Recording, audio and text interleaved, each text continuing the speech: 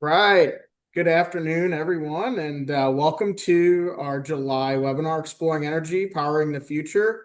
My name is Mark Mariffian. I am the head of product at Tortoise Capital, and I have the pleasure of being joined by Rob Thummel, who's our senior portfolio manager.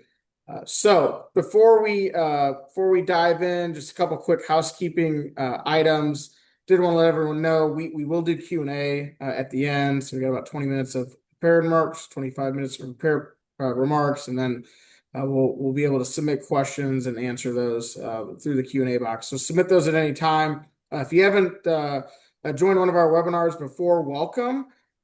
Tortoise is, and we are energy specialists. Today we have 10.7 billion in assets and really broad expertise across the energy value chain from wellhead to end users. Just highlighting, a couple very quick. If we go to the next page here, history and active management focus, but we also have some passive products. We have energy infrastructure, which is where a lot of our longer dated strategies sit. That's over $8 billion today. Electrification infrastructure, that we've seen some growth there. That strategy is at 1.6 billion in assets. That investment theme. Broader energy, we have over $500 million in investments there. And then our energy and adjacent investment theme, which has seen some growth, particularly with AI infrastructure, is now over 300 million in total assets. So that's a quick look at our investment solutions.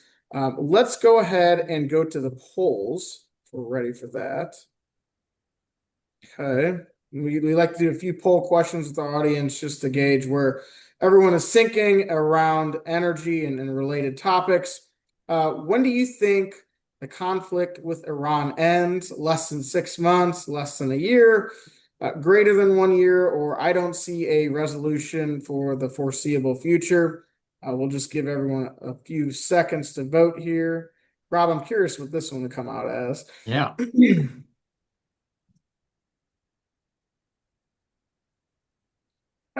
Well, there we Well, go. there's not a lot of conviction any which way, but the leaders are less than a year, and I don't see a resolution for the foreseeable future.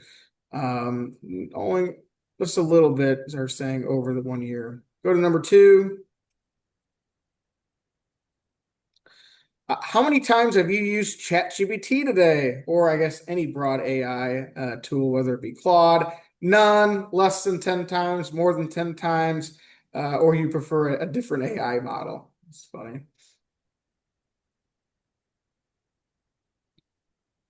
Good, cue that.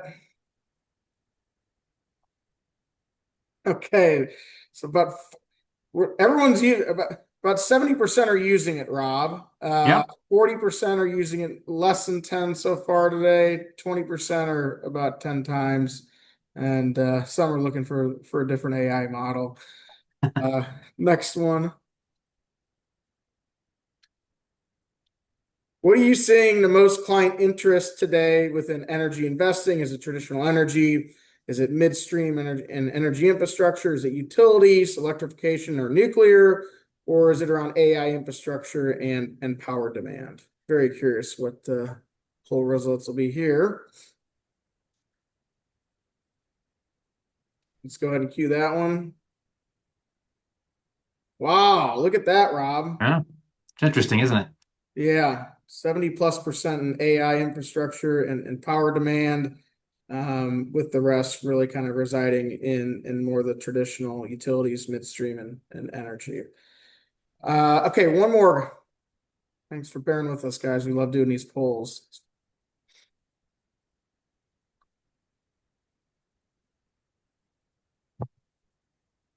Oh, that's it. Okay, so then we just did three today. All right, so I'll just do one more quick preview on the investment solutions, and we'll let Rob get out of the way. Look, hey, we really put a lot of emphasis on our ETF platform. We had 2 ETFs at the end of 24. Today we have 7. So that's certainly where we've been spending a lot of our time making sure there are good energy investment solutions.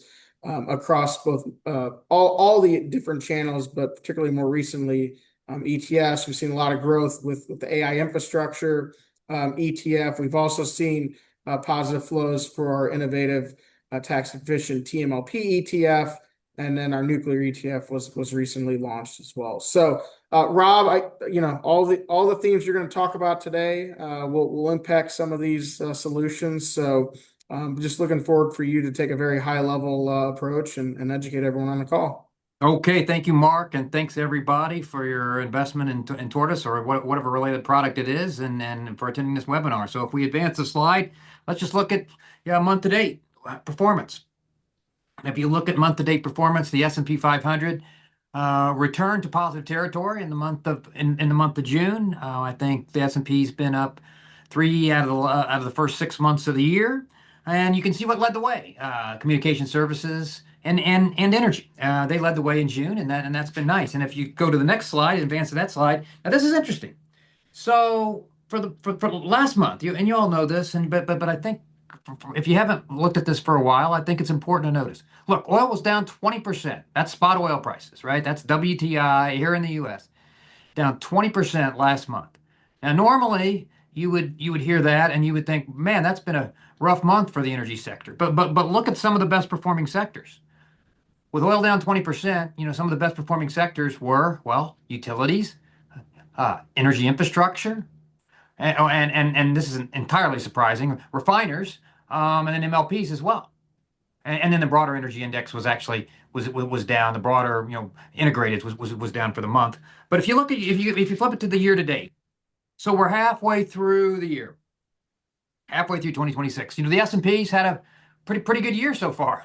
Halfway through the year, the S&P's up 10%, right? Industrials, technology leads the way. But energy's keeping pace, right? Energy's keeping pace, and infrastructure's keeping pace as well. So if you look at the next page, let's look at the next page. What's going on across the energy value chain? Now, the energy sector, of course, is supported by the 20% increase in oil price. Or sorry, well, actually for the year, the oil prices are up 20%. Like I said, last month they were down 20%, but year to date, oil prices are up 20%. And so as a result of that's really helped boost the energy sector going forward. And as you can also see, refiners have been the best performing sector. Now, refining's a really interesting story, right? I mean, if you think about what's happening in refining right now, I think it's really interesting because the refiners are benefiting from what has been relatively strong demand and higher refining margins. And remember, it wasn't that long ago where everybody was concerned going into the summer driving season that gasoline prices were going to go through the roof. We were going to have demand destruction and lots of other, well, maybe apocalyptic type of events because of this war in Iran. But that really just hasn't happened. Instead, what has happened is, the U.S. basically and the U.S. shale industry and the U.S. refining industry really saved the day, not only for us as U.S. citizens, but really for the world.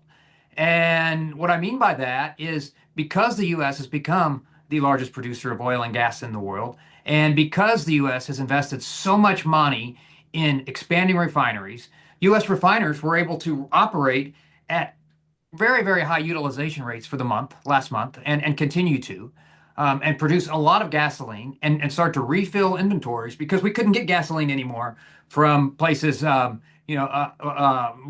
Europe or Asia or anywhere else because those refineries were shut down. But in the U.S., the refiners just kept generating and refining more and more gallons of gasoline, more and more gallons of diesel and jet fuel, and we've been able to overcome the fact that it's been very difficult to move anything from any other country in the world.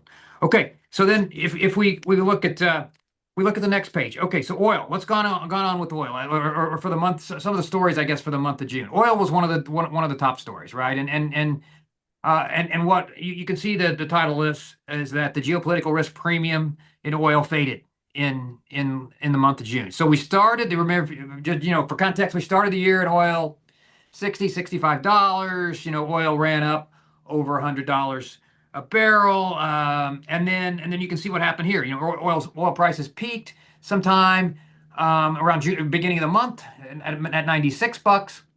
Then we all know what happened. The U.S. and Iran signed a ceasefire right around June 14th or so, and that caused that decline in oil prices. As I mentioned, oil prices then entered bear market territory, at least for the month of June, have now settled around $69.23. Now you all know what's happened now, and I'll just give you a quick update. As that ceasefire lasted what, 21 days? So that's over now, it appears. Oil prices did decline during the ceasefire. We'll see where we go from here. Obviously, the Strait of Hormuz is going to be really important. But what the oil markets are telling us, and I think that's always more important, what do the oil markets and what do the futures markets tell us? And if you look at what movements happened in the futures market, is you've seen more movement on the front end of the oil curve and less on the back end. So what that tells me is the front end of the oil curve actually has gone up, which would say that maybe we will be undersupplied globally in the short term. But the back end of the curve has gone up, but just a very little bit, maybe 1% or so. So that would tell you longer term, the oil market's pretty well supplied, and I think we're in a pretty good spot for oil prices going forward. And the most important thing, I think, to harken back to what happened in the month of June is that the infrastructure sector, the energy sector in general, has become decoupled from this volatility in oil prices. And so the investors are looking at the energy sector as a place where you can get high free cash flow yields that result in higher dividend yields, dividend growth, and stock buybacks. And that's really what investors, I think, want across the board, because those are the most compelling investment attributes of a lot of things. But the energy sector is one of the few places you can get that. Okay, let's go to the next slide. This is interesting. So in a world, an environment where affordability matters to all of us, right? We're going to hear affordability in this upcoming election season, and affordability is always important, right? And with rising gasoline prices, obviously tied to the Iranian war, affordability has become front and center, a word that you hear a lot, right? Well, this slide is designed to give you a perspective on affordability for air conditioning, right? And Tortoise, we talk about some exciting things and some really boring things. And we tell you that, energy is really important. It's really critical. It's part of our daily lives. We use it for everything that we do. One of those basic things is electricity. And we use a lot of energy for electricity. And electricity is what's really used to obviously heat and cool our homes. In this case, it's been, if you were fortunate enough to travel to Europe already, it's hot. It's been hot in Europe, really hot. It's been really hot in the U.S. as well. But because of the U.S. shale industry, the affordability of U.S. power and electricity, when the air conditioners are cranked, is much better in the U.S. as well as in the U.S. relative to Europe as well. So you can see on this chart. So if you look at the far right, the wholesale power price. This is just basically the power price, before you have any markup on it. But in ERCOT, that's Texas, right? That's the Texas region. Very hot there, but it's $28 right now. It's $29, right? You look at that. Look at PJM. That's the East Coast, right? That's a proxy for the East Coast. That's $57. But look at what the power prices are in Europe and in Great Britain. They're 4, 5, 6, 7 times higher than what we are in the U.S. Why? Well, especially in the U.S., ERCOT, Texas, is the lowest because, believe it or not, in West Texas, you can buy natural gas today. I looked at it before I walked in here for below $1. And in Europe, that number is substantially higher. That's 7 or 8 times higher. You're gonna have to than what you're gonna have to pay in Europe. And so this just shows you why we think that the U.S. has a really sustained competitive advantage in electricity. This is going to be something that a theme that you'll hear more and more about. And of course, we've got products that benefit from that. Our Tortoise Electrification active ETF is a primary way that investors are looking at investing in the electricity industry. And we think the electricity industry will benefit from increased power demand, as tied to AI, and as well as just manufacturing and a manufacturing renaissance that's going to happen as well. Okay, so if you turn to the next, let's pivot to AI infrastructure a little bit. As Mark talked about earlier, we have a Tortoise AI infrastructure fund. We look at a lot of things there. A lot of you called us and asked some great questions about that fund. And this is not something that I don't normally talk about. A lot of you have talked to me before, and I've spent 30 years investing in the energy sector. But I'm going to talk a little bit about this time about our AI infrastructure fund, just a little bit. And what I mean by that is, what are we looking for? How do energy people pick infrastructure, AI infrastructure stocks? Well, it's a good question. A lot of you've asked it, and I think it's a fabulous question. And the way I answer it is, let's just take a look at an example. And that's Micron Technologies. Well, yeah, it's a tech company, sure. It absolutely is. But we invest in it in our TCAI fund. It's one of our higher holdings for this reason. Well, really, there is no AI without infrastructure, right? And so you need enablers of AI, like Micron, which provides memory and storage. But from an investment perspective, looking at Micron is very similar to how we've looked at all of our investments at Tortoise for my 20 years here and my 30 years investing in general. And what you see here is an example of an investment that clearly shows us as investors that Micron operates in an industry that's undersupplied, where demand is growing substantially. Why is that? Well, look at the margins. Look at the far right. So a couple years ago, Micron's gross margin was 39%. Last year, Micron's gross margin grew to 46%. Just reported last month, Micron's margin escalated to 75%, right? It's 10 points lower than everybody's darling in the tech sector. And that's NVIDIA. I'm sorry. Let me rephrase that. I got that reversed. NVIDIA's margin is 75%. Micron's margin surged to 85%, 10 points higher than everybody's darling in the tech sector.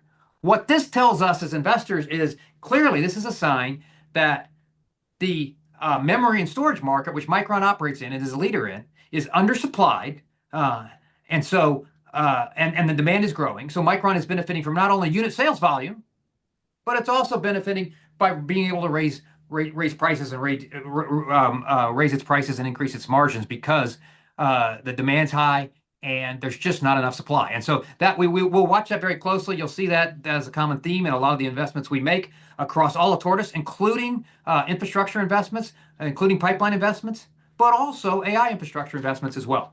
Okay, let's go to the next slide real quick. This was an important one. This was a big one for the energy sector, and something that was announced last month. And you rarely see Chevron and Meta on the same page, but they are. I mean, and Chevron and Meta last month announced a partnership, right? Tortoise, we believe that electricity is going to be the new oil, and you've heard the White House and others talking about, look, electricity is a big deal. You need to bring your own electricity, though, if you're one of these hyperscalers like a Meta. And so Meta partnered up with Chevron, excuse me, and they are going to build, and Chevron's going to build it and operate it, and Meta's going to pay for it and lease it and provide the power purchase agreement for 20 years. But they're going to lease 2.7 gigawatts of capacity in West Texas. They're going to build it there, and it's going to support data center development. If you've been listening to these podcasts for a while, we talked about this last year. As we expect to see more and more of this. And we expect to continue to see more and more of these announcements between some of these large oil and gas companies, like an Exxon, like a Chevron, and a hyperscaler, where they partner up, and then maybe they partner up with GE Vernova as well, and they all utilize their expertise to bring your own power, advance the U.S. in AI development, and that's what we expect to see as well going forward as well. Okay. I should say also on the infrastructure side, though, the energy infrastructure side won't get left out of this as well. We've talked about this in previous podcasts, but Energy Transfer actually is doing some really interesting things. One of the reasons why I think Meta agreed to work with Chevron, because Chevron has become one of the largest natural gas producers in the Permian Basin in West Texas. So that sub $1 natural gas that I was talking about earlier, Chevron actually is producing a lot of that, and they're utilizing a lot of that, and so that's going to be very, very low cost power, very, very low cost electricity for Meta, and that's why they're willing to do these deals, and that's why I think we'll see more and more of these deals. Now, what you're going to need also associated with that is more pipeline capacity. And Energy Transfer is actually building some interesting or doing some interesting things here associated with developing AI infrastructure as well. Energy Transfer is taking some of that natural gas that's in West Texas and the Waha hub in particular, and building pipelines to move that natural gas, that cheap natural gas, down to Arizona, Phoenix in particular. What are they going to do with it in Phoenix? Well, they're going to use it to support build out of manufacturing facilities that's happening in Phoenix, as well as to support the build out of AI data centers and the electricity needed for that.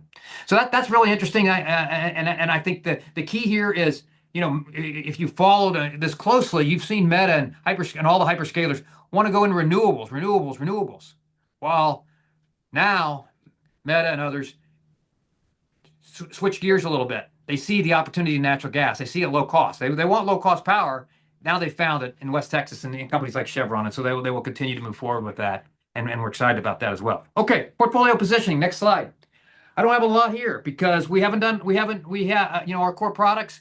Tortoise, we do look at the products every day and make some mild changes, but thematically, strategically, right now we're still focused on where we have been consistently, and you can see, energy infrastructure allocation, high allocation there on the far left to natural gas infrastructure. We still see natural gas as being a big winner, and continued growth when it comes to LNG development, liquefied natural gas exports is what I mean by that, and then obviously in this AI development as well. Broader energy, for instance, in portfolios where we offer a broad energy allocations. We're still focused a lot on infrastructure there. We've got some refining, and a little bit of liquids infrastructure. And then on the electrification side, a lot of focus on power infrastructure. We really like power infrastructure. We really think that that's one of those markets as well. If you think about it, I'm not going to call it like Micron. We're not going to see that type of margin growth and acceleration of demand. But the power markets basically are short supply, so they're undersupplied, and demand is growing, as we all know. And so we think that the power and electrification in particular is really a really attractive place. And looking at electricity as an option is really a smart place to be looking as investors.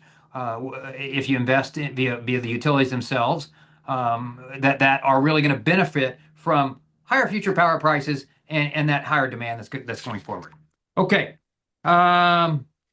Quickly on AI infrastructure and nuclear, not a lot of changes on the portfolio positioning there, so I don't think I need to spend much time on there. And just as a reminder on AI infrastructure, we're focused on digital infrastructure, and the data centers and everything inside those data centers that we've collectively called digital infrastructure, like the storage and memory that I was talking about with Micron as well earlier, but like liquid cooling, network switches, and things along those lines as well, and not really a lot of change to the nuclear allocation as well. Okay, so with that, I think Mark, that concludes what I wanted to talk about, and let's just see if there are any questions or if you have any concluding comments.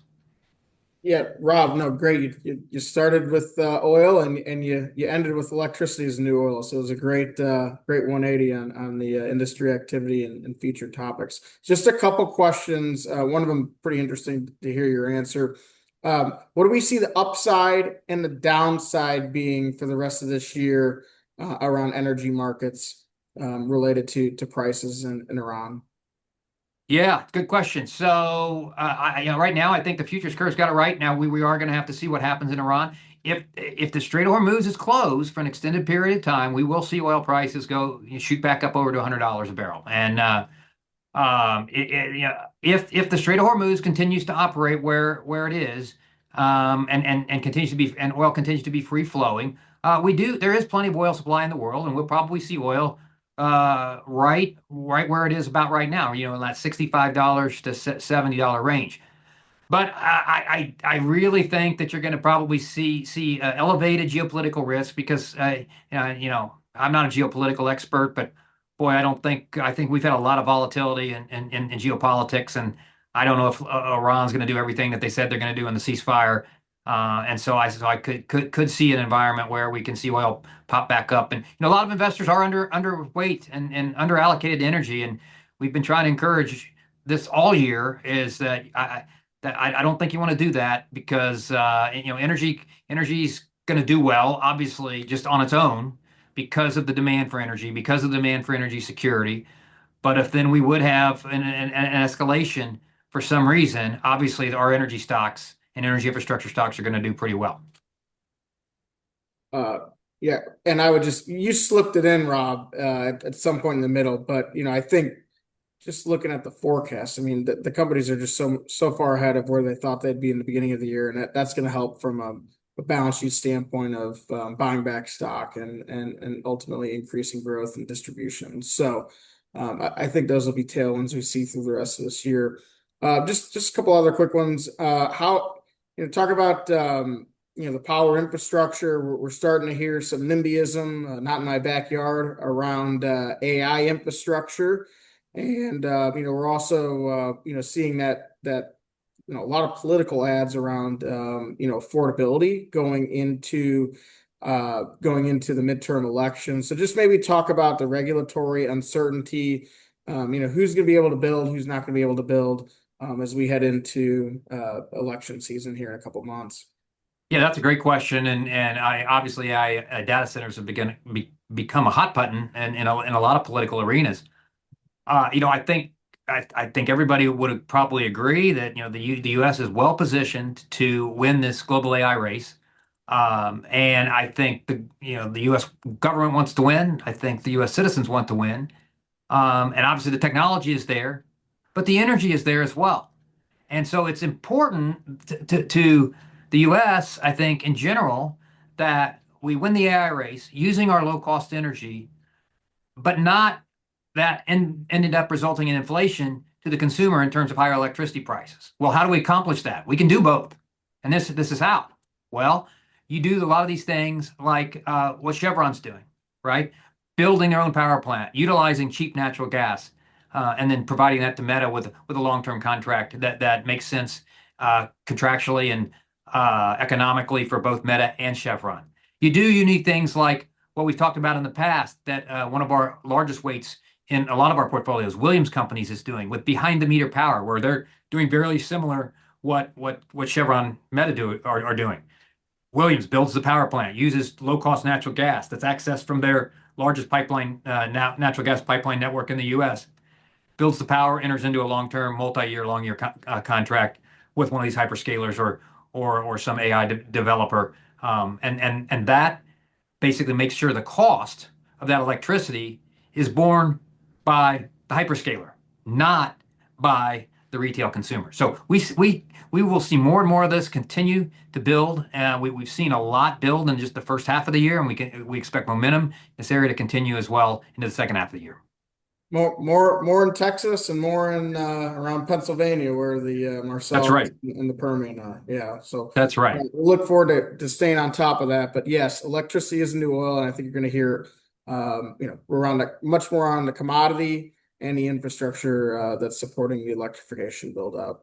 Rob, one more as we got a couple minutes left. Just asking about the SPR, given how it's just so low versus where it's been. Is that going to provide a tailwind to oil prices? And I would just elaborate on that. This has really happened everywhere, right? It's not Yeah. just in the US, it's globally. So maybe just talk about how that's going into your calculus of where commodity prices are over the outer years. Yeah, great observation. Look, oil inventories globally are down 1 billion barrels. That's a lot. That's a lot of barrels, and those will have to be refilled. And so there's not a lot of margin for error. Obviously, when there was, when the market was undersupplied in the first half of the year, where did large countries like China and India and others turn? They turned to inventories so that prices didn't get out of control. Uh, and so if we want to keep oil prices lower for longer, we're going to have to rebuild those inventories.